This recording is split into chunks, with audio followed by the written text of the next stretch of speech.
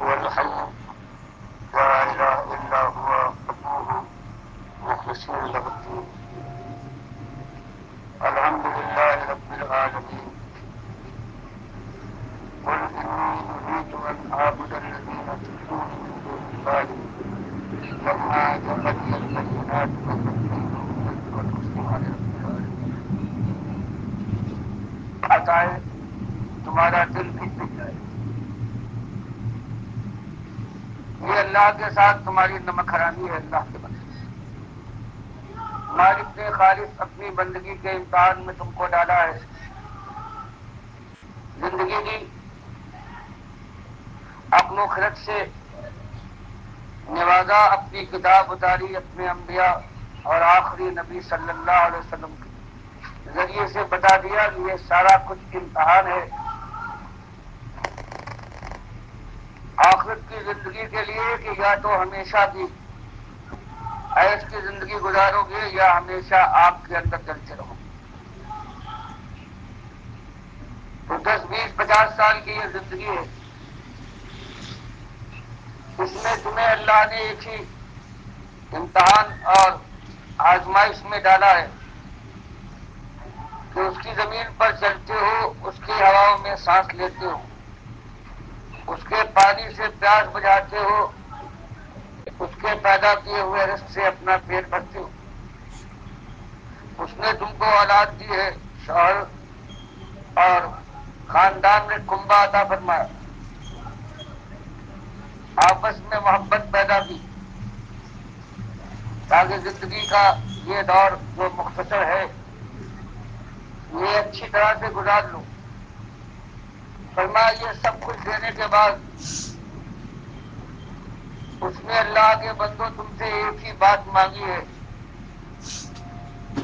کہ فادعوہ مخلصین لہ الدین، تو اسی کو اپنا آقا اور مالک سمجھو جب کوئی ضرورت پیش آ جائے، کوئی مشکل درپیش ہو،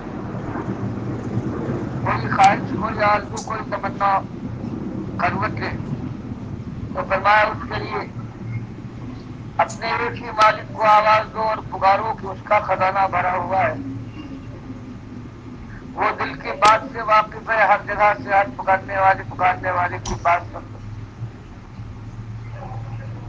اس پر فیصلہ کرتا ہے. تو یہ اللہ کا ایک مطالبہ مالک کی ایک بات ہے کہ لوگوں تم کو اس دنیا میں خالص اپنی بندگی کے لیے میں نے بھیجا ہے، اور اسی بندگی اور ایمان کے اوپر پھر فیصلہ کروں گا. یا تو آپ تمہارا مسکن ہو اور یہ بہاروں پر بہاریں ہیں جن کی براتیں کبھی ختم نہ ہو. اس لیے اللہ کے بندو ہر مسئلے میں اپنے مالک کو اپنا اکیلا مالک مان کر اس کے سامنے جھکو، اس کے سامنے فریاد کرو، گود پھیلاؤ، دعائیں کرو، اس کی بڑائی کا اعلان کرو. یہ ایک مسئلہ ہے جو اللہ تعالیٰ نے پورے قرآن میں سورہ فاتحہ الحمدللہ سے لے کر الناس تک ایک ہی مسئلہ بیان فرمایا. باقی جو قرآن کے اندر ہے وہ اسی مسئلے کی تفسیر ہے، جس کو آج امت مسلمہ ایسے بلا چکی ہے گویا کبھی اس نے یہ بات سنی ہی نہیں. ابھی 1 مہینہ گزرا ہے جو 12 وفات کا مہینہ کہلاتا تھا.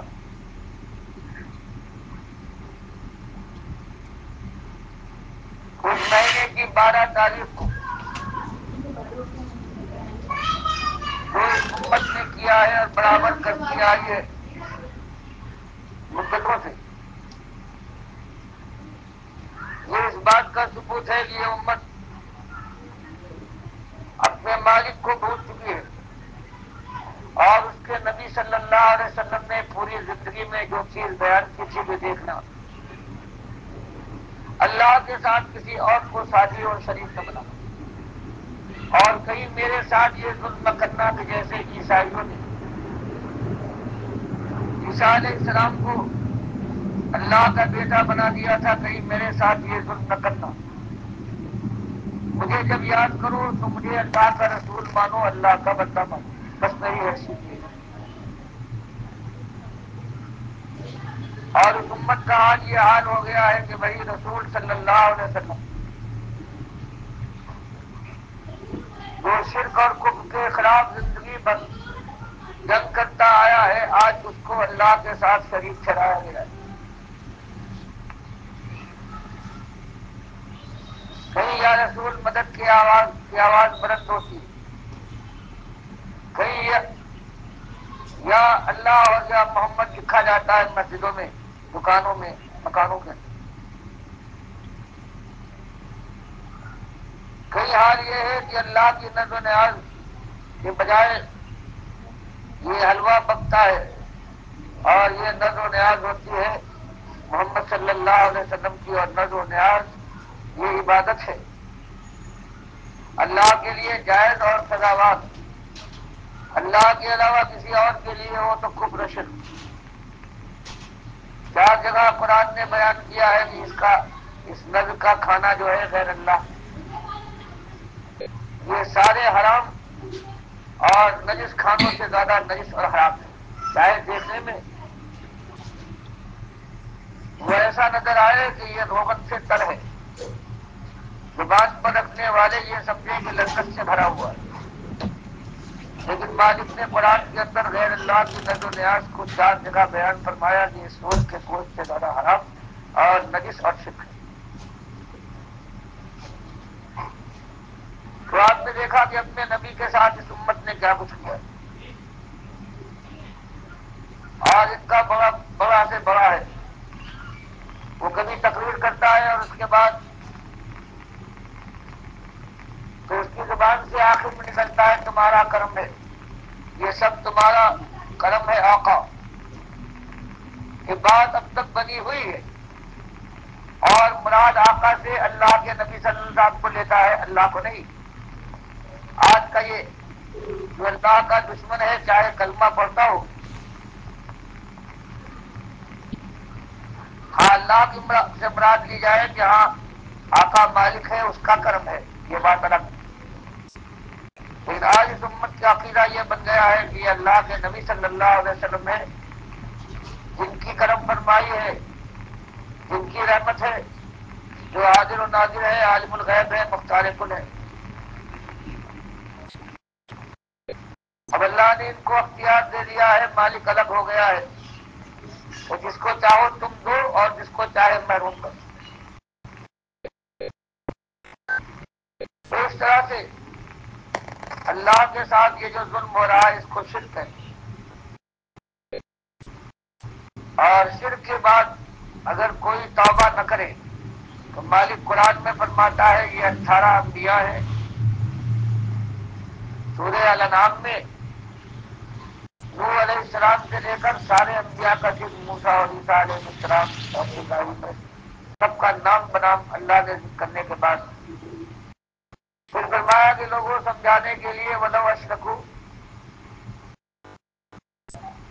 بفرض محال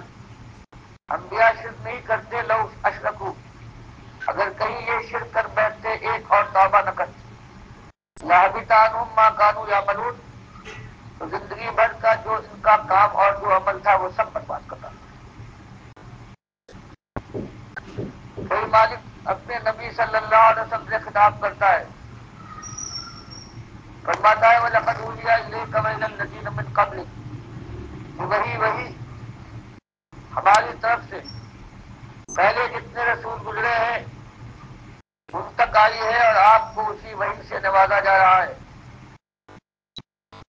اور وہ بات یہ ہے لئن اشرکت لَيَحْبَطَنَّ عَمَلُكَ وَلَتَكُونَنَّ مِنَ الْخَاسِرِينَ، بفرض محال ہمارے آخری نبی ہے محبوب ترین، اگر بفرض محال آپ بھی ایک شرک کر بیٹھے تو سارے اعمال آپ کے برباد ہو جائیں گے، مالک کے دربار میں دیوالی ہو کر پڑ۔ اسی بات کو حدیث بخاری مسلم کی نبی صلی اللہ علیہ وسلم فرماتے ہیں کہ من مات یشرک باللہ شیئا دخل النار، کہ جو اللہ کے ساتھ ایک شرک کر کے مر جائے، چاہے جتنے بڑے اس کے اعمال ہوں وہ آگ میں جائے۔ ومن مات لا یشرک باللہ شیئا دخل الجنہ، گناہ گار سے گناہ گار ہو اگر اس نے شرک نہیں کرنے کی بجائے ایمان پر اس کی موت آئی ہو، یہاں تک کہ زمین کا چپا چپا اس نے برائی سے گناہ سے بھر دیا۔ حدیث قدسی میں مالک فرماتا ہے لقیتہ بمثلھا مغفرہ، اگر ایمان کے ساتھ آیا ہے گناہ گار، ایسا گناہ گار کی ساری زمین اس نے بھر دی، گناہ سے سیاہ قتل، لیکن مشرک بن کر نہیں آیا ہے، توحیدی تھا، ایمان کے اوپر خاتمہ ہوا ہے، صحت کمزور اور شیطان کے غلبے سے وہ زندگی بھر گناہ کرتا ہے۔ فرمایا ایک دن ایسا آ کے رہے گا کہ میں اس گناہ گار کے ساتھ یہ معاملہ کروں گا کہ اتنی رحمت سے اس سے ملوں گا، جتنی اس کی خطائیں ہیں ان کو میری رحمت ڈھانپ لے گی، اور آخر کار یہ گناہ گار جنت میں پہنچا دیا جائے گا۔ بخاری مسلم کی حدیث ہے، مومنوں کا ایسے ہی ایک گناہ گار جو سب سے زیادہ گناہ گار ہوگا، آگ میں، جہنم کی آگ میں جلتا رہے گا یہاں تک کہ اللہ تعالیٰ کی وہ مشیت کا وقت آ جائے گا، اور یہ آخری شخص ہے، باقی سارے مومن نکال لیے گئے ہیں گناہ گاروں جن کو اللہ نے سزا دینا مناسب کر دی۔ یہ آخری جب نکالا جائے گا کوئلے کی طرح سے جلا ہوا، پروردگار عالم اس کو نہر حیات میں ڈالے گا، اور اس کی کالم، اس کی جلن سوزش سب دور ہو جائے گی، حسن و جمال واپس آ جائے گا، فرحت ہی فرحت۔ تو مالک اس سے کہے گا میرے بندے اب مانگ جو تو چاہتا ہے، دل میں جو خواہش ہو، وہ کہے گا مالک وہ جلن مجھے یاد ہے، اور اب تو حسن و جمال ہے اور دل اور جگر میں ٹھنڈک ہے، اب مجھے کچھ نہ چاہیے، بس یہی کافی ہے میرے۔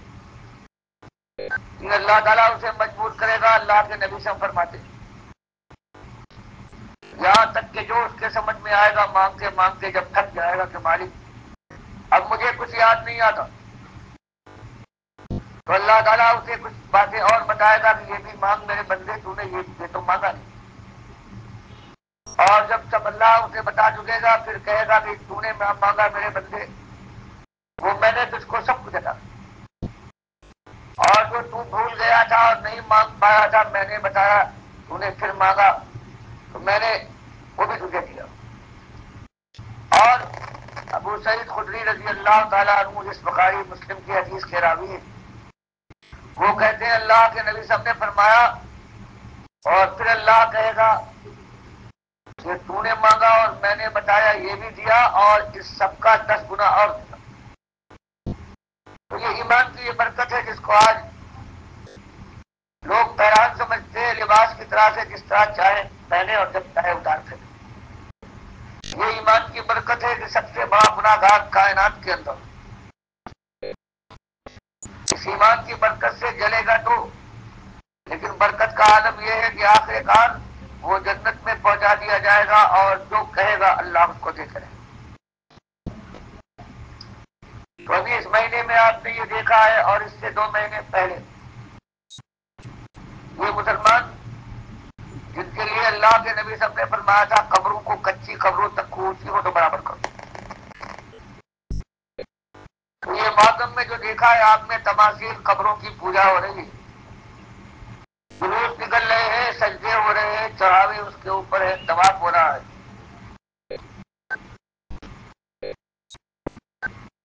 اور نظر و نیاز ہو رہی ہے، حسن حسین کا شربت ہے، تو کوئی چیز اس امت میں باقی نہیں رہی ہے جو توحیدی ہو، سارا کا سارا شرک ہے، اللہ کے لیے جو گالی ہے منہ بھر بھر کر یہ امت گالی دے رہی ہے۔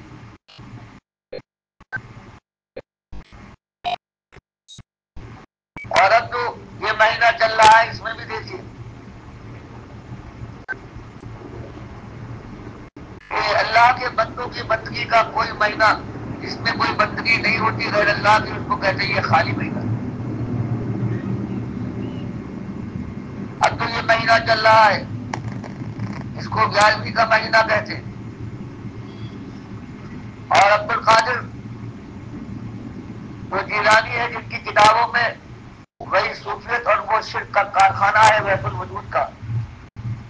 اللہ فرمائے لیس کمثلہ شیء، میں مالک ہوں، میری کوئی مثال نہیں ہے، باقی سب مخلوق ہے۔ تو ان صوفیوں اور ظالموں نے اس کے مقابلے میں ایک فلسفہ اور ایک قاعدہ بنایا کہ وحدت الوجود کا، کہ جو چیز بھی دنیا میں ہے وہ اللہ کی ذات کا ایک ٹکڑا ہے، چاہے وہ گندگی نالی میں بہنے والی ہو، چاہے کتا اور بلی ہو، چاہے انسان اور بندر ہو، سارے کے سارے انہوں نے بنایا اپنا قاعدہ اللہ کی کتاب کو جھٹلانے کے لیے کہ یہ سب اللہ کی ذات کے حصے۔ اب جب اللہ کی ذات کا کوئی حصہ ہو گیا تو اللہ اپنی ذات کو تو آگ میں نہیں ڈھوکے گا۔ اس طرح سے یہ صوفی ایسا ظلم کرتے ہیں، ایسے بد اخلاق، ایسے فحش، ایسے بے ایمان ہوتے ہیں، ان کو یقین ہوتا ہے جب میں اللہ کی جان کے ٹکڑے ہیں ہم، تو اللہ اپنی جان کو تو آگ میں نہیں ڈھوکے گا۔ یہی عبد القادر جیلانی نے اپنی ساری کتابوں میں، چاہے وہ غرض طالبین ہو، چاہے وہ فتح ربانی ہو یا فتح الغیب ہو، ہر ایک میں یہی کفر شرک کر دیا کہ اولیاء اللہ ساری کائنات کو چلاتے ہیں، سب ان کے اختیار میں ہے، اللہ نے سب ان کو دے دیا۔ اب ایسا شخص تو جس نے اپنی ساری کتابوں میں یہ گند بھرا ہے، اب اس کو بزرگ مانتے ہیں، صرف بزرگ مانتے نہیں بلکہ اس کی نظر و نیاز کرتے ہیں، اور نظر یہ عبادت ہے، یہ شکریہ ہے۔ اللہ کی نظر کی جائے، اس کے غریب بندوں کو تقسیم کیا جائے، تو یہ اللہ کا شکریہ اور اللہ کی عبادت ہے، جائز اور حق ہو۔ اور اللہ کے بندے کی اگر نظر و نیاز کی جائے تو یہ کفر اور شرک، جس چیز پر نظر و نیاز ہو وہ حرام، وہ سور کے گوشت سے زیادہ نجس، قرآن نے 4 جگہ بیان کیا۔ آپ دیکھیں گے کچھ دن گزرنے کے بعد پھر دیکھیں چڑھے گی، پھر 11ویں کی وہ دیکھ کہلائے گی، اور اس میں کئی چاول پکڑے ہوں گے، کئی کھیر، اور یہ باتیں جائے گی، یہ تبرک اور یہ بابرکت چیز سمجھ کر تقسیم کی جائے گی، اس میں ثواب کم نہ جائے گا۔ تو یہ نظر و نیاز کا شرک، اللہ کے لیے یہ گالی ہر جگہ پوری امت کے اندر، کراچی سے لے کر اور پشاور تک اس طرح سے عام ہے۔ اور یہ جو حرام کھانے والا مولوی ہے، مدرسے میں تعلیم دینے والا یہ مدرس ہے، یہ اسی حرام کو کھا کر اس کو جائز قرار دیتا ہے اور اپنے پیٹ میں اس کو اتارتا ہے، اور خوشی خوشی جیسے ساری شرک کی باتوں کو اس نے پھیلایا ہے۔ اسی کے پاس زور ہے، ممبر اس کے پاس، محراب اس کے پاس، مدرسہ اس کے پاس، قلم اس کے پاس۔ تو اس طرح سے دنیا میں آج جو شرک کو پھیلا ہوا ہے، وہ امت کے اندر اس کی رگ رگ میں اتر گیا ہے، اور مالک نے اس کے لیے فرما دیا ہے کہ ایسا آدمی جو شرک اور کفر کرنے کے بعد پھر توبہ نہ کرے تو اس کے لیے ہمیشہ ہمیشہ کے لیے جہنم کی آگ ہے، اور پھر وہ چیخے گا اور فریاد کرے گا، روتے روتے اس کی آنکھوں سے خون کے آنسو بہیں گے، لیکن مالک فرماتا ہے سنوائی نہ ہوگی، اور وجہ بیان فرماتا ہے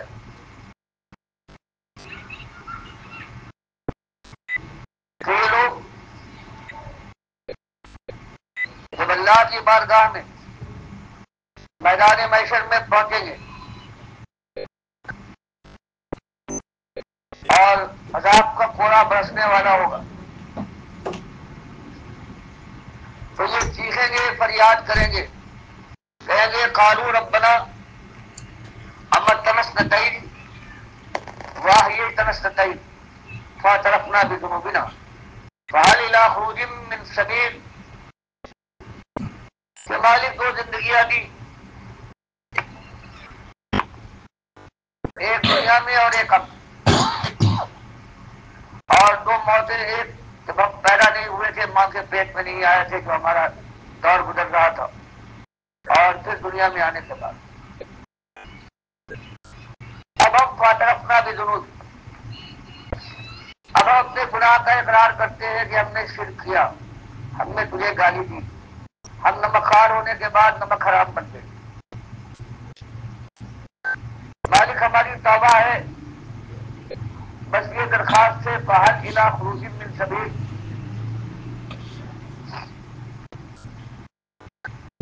کہ مالک کوئی راستہ ہے جس آپ کے عذاب سے ہم بچ جائیں.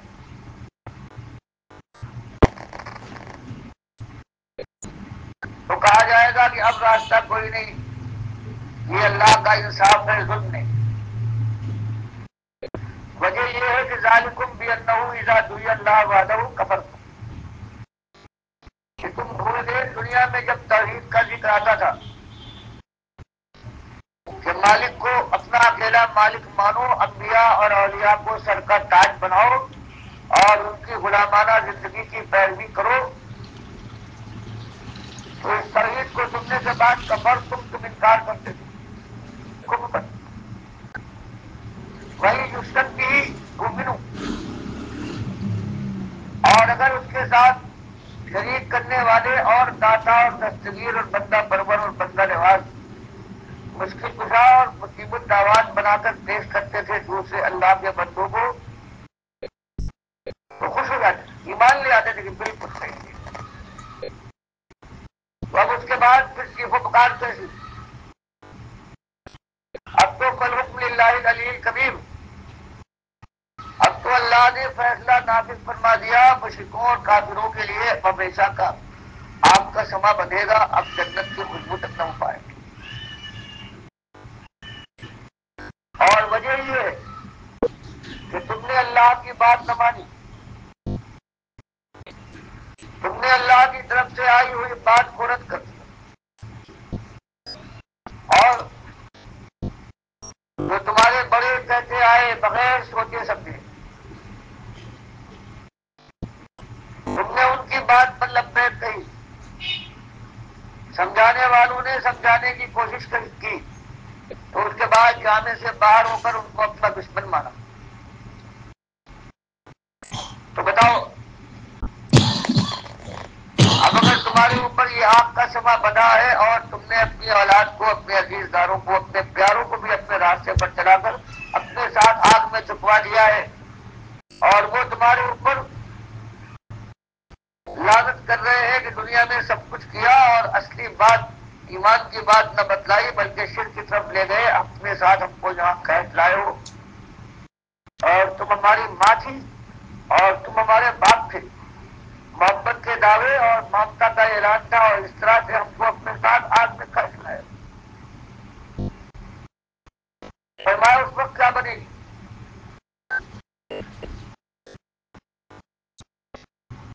اور جب آگ میں یہ ڈالے جائیں گے تو مالک فرماتا ہے آگ کا عالم یہ ہو جائے گا. وہاں پہنچنے کے بعد جن لوگوں کو انہوں نے مانا ہے، جیسے آج امت کو برباد کیا ہے، ان کے جو بڑے بڑے عالم کہلاتے ہیں، ان کا کچا چٹا کھولا گیا ہے کتابوں کے اندر کہ یہ اس طرح سے اللہ کے دشمن تھے اور دنیا آج ان کو اپنا سر کا تاج بنا رہی. یہ بھی ساتھ ہوں گے. یہی عبد القادر کا معاملہ یہ ہے، یہ اپنی خدائی کا ڈنکا پیٹا ہے انہوں نے، اور کہا ہے یہ نادان تو اس لیے دنیا میں پریشان ہے کہ تو نے اولیاء اللہ کی قدر نہ پہچانی. اولیاء اللہ کی قدر یہ ہے پہچانو کہ اللہ نے ان کو اپنے سامنے کھڑا کیا اور ساری دنیا سے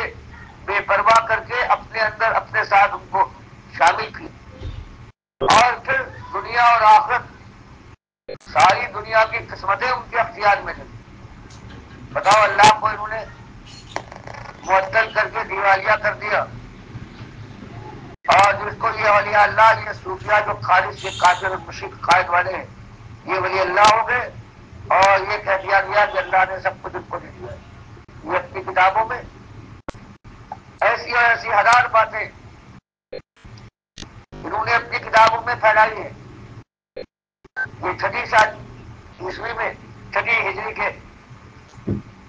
دور میں بغداد میں تین بڑے ظالم صوفی گزرے، ایک عبد القادر، دوسرے رفائی، اور تیسرے ادیب مووی۔ یہ سارے بیت الوجود کے ماننے والے، اپنی خدائی کا ڈنکا پیٹنے والے تھے، دنیا کو بڑا ہوگا۔ عبد القادر کے ساتھ تو انتقام لے لیا عبید اللہ ابن یونس سے، ان کے مرنے سے 30 سال کے قریب گزرے ہیں، وہ بغداد کا وزیر اعظم ہوا، وہ توحیدی ایماندار قرآن و حدیث قاری۔ اب اس کے پاس طاقت آئی اور اس نے دیکھا کہ عبد القادر نے کس طرح سے دنیا کو گمراہ کیا ہے، اور کیسے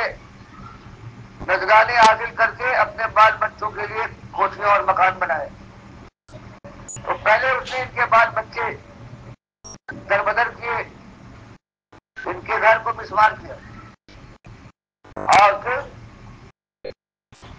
ان کی قبر کھدوا کر جو ہڈیاں باقی رہ گئی تھی وہ دجلہ میں چھپوا دی۔ یہ ساری تاریخ عرب کی اس پر گواہ ہے۔ ان کا حال یہ ہے، ان کے متعلق عقیدہ یہ ہے کہ 12 سال کی ایک بارات ڈوب گئی تھی،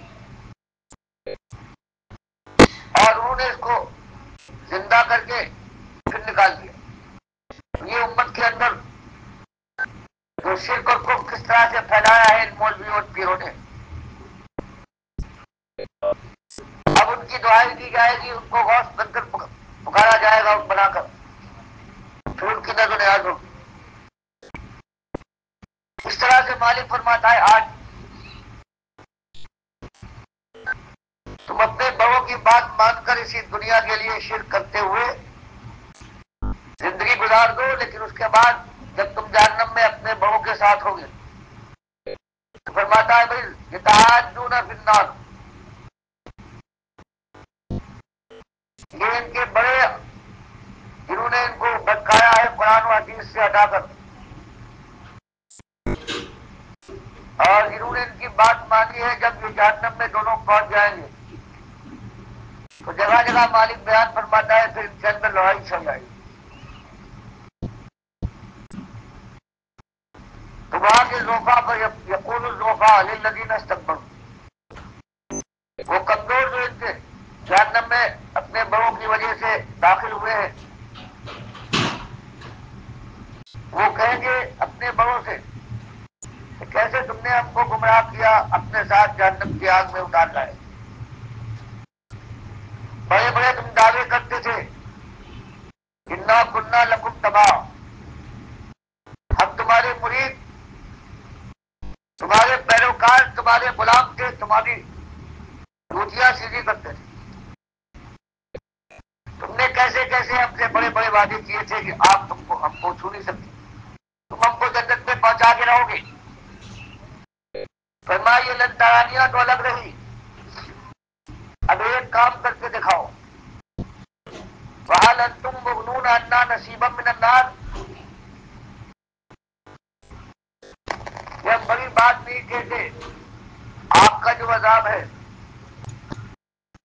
تو اس میں سے کچھ تھوڑا کم کروا دو، تب بھی ہم کہیں گے چلو ہمیشہ آگ میں رہنا ہے، لیکن جو تم نے کچھ تو بات کہی تھی، کچھ تو تم میں طاقت ہے۔ فرمایا یہ ان کے بڑے قال الذین استکبروا،